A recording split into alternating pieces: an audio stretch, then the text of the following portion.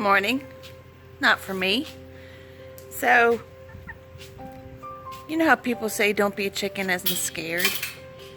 Let me tell you, chickens can be so mean.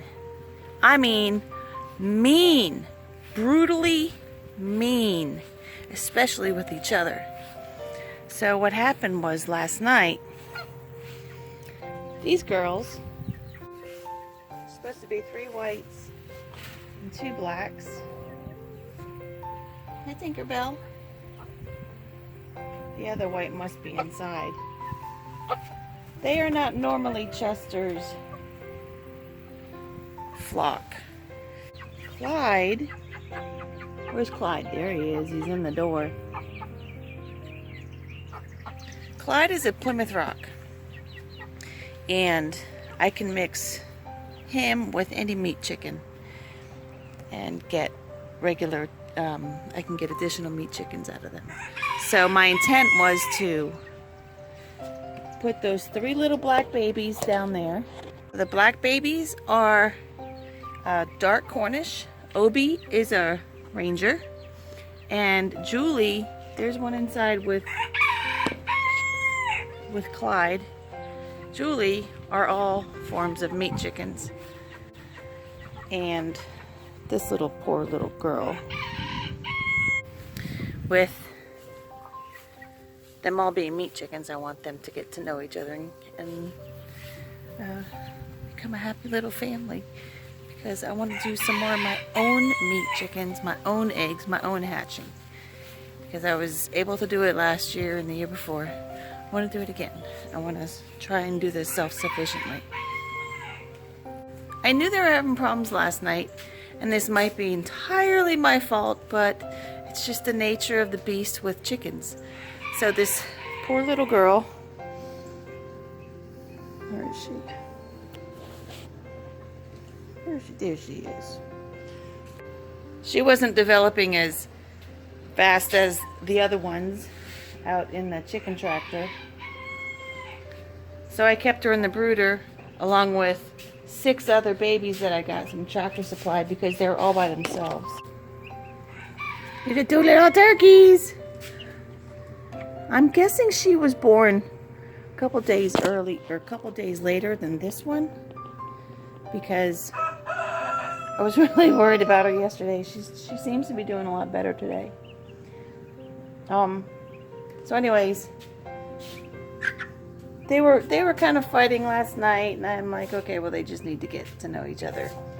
I come up this morning and they've literally almost killed this poor thing, and I feel so bad because I know she hurts, and I'm gonna have to doctor her up without much medication.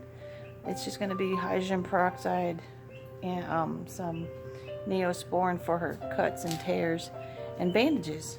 So here's what she looks like, poor thing.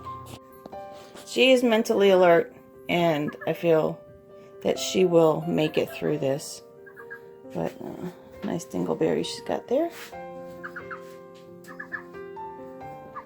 But I've already kind of rinsed her off, and I wrapped her up just to calm her down. They started pecking at her here, pecking at her here. They tore her skin,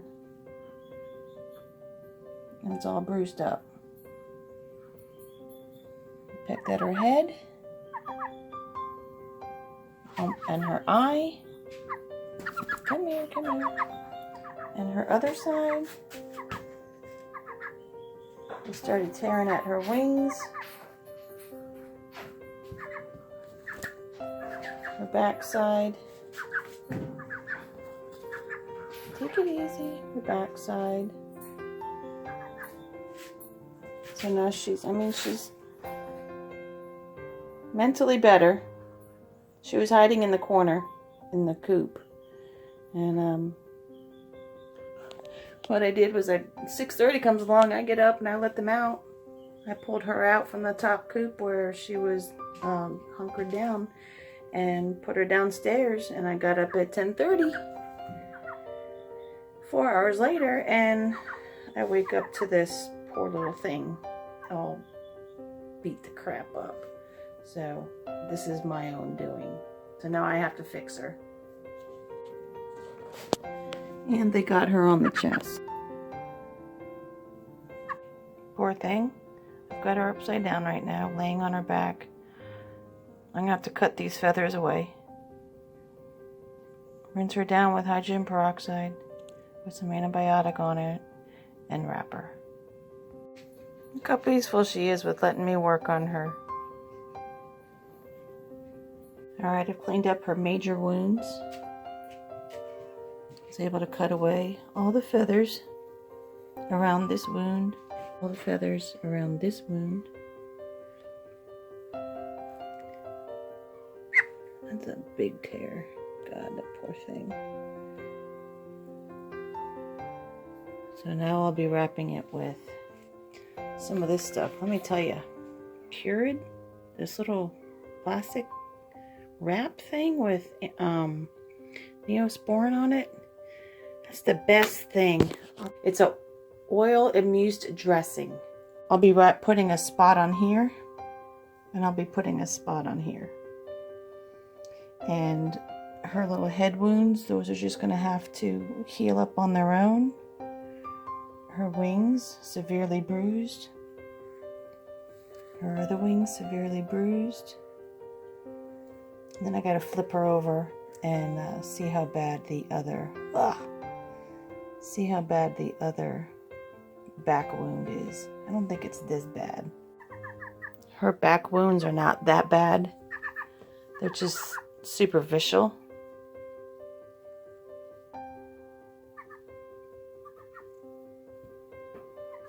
So she'll just get some belly wrapping. This is all it is. Just a piece of mesh. The trick is to get her skin to close up over it. That's going to be difficult. Since I don't have stitching kit, you know, we're just going to do it on our own. She's just letting me bandage her up. I know she feels terrible, or she would be fighting me. Now that she's all wrapped up, all gauzed up, I'm going to wrap her up with some pink vet wrap. Well, she's not liking this very much. She's just not used to it. It's wrapped around her torso, underneath her torso, and in between each wing. Yeah, she doesn't like it.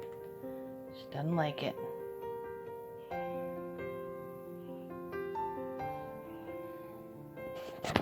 So now I'll put her in with the other ones where she was happy at. Okay, this isn't working. She's not happy. So I'm going to have to bring her inside. You checking on her? I brought her in one of her little friends. Hopefully this will bring her back. Wake her up a little bit. Yeah, she's not feeling well.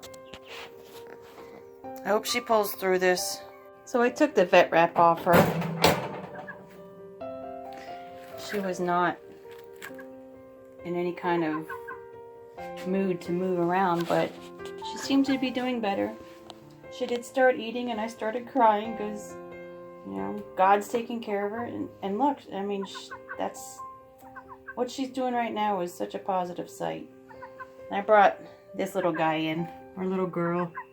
I think it's a girl, to keep her company, because chickens are flock animals, and they need each other to survive. Otherwise, they just don't flourish well.